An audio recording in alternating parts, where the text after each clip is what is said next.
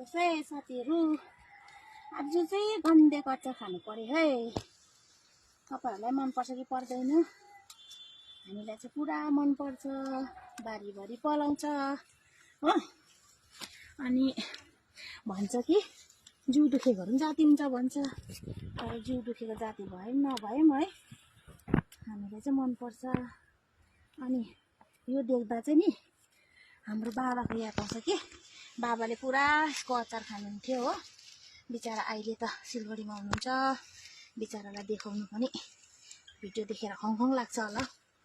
ए हेर्नुहोस् है गन्धे मैले कति टिप्यो हो, यतिले भइहाल्छ हुन त हो। कतिले चिन्नुहुन्छ कतिले चिन्नुहुन्छ होला, सबैले नै गन्धे त हो है। हामी गन्धे खोजिरहेको छौँ है।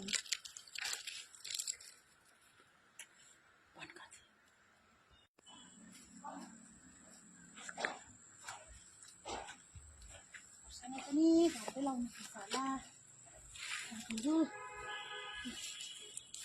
खोर्सानी डल्ले चाहिँ होइन, तर पनि यो छ हो।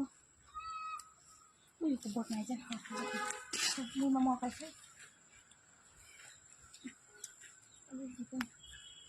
गन्धे यो हो।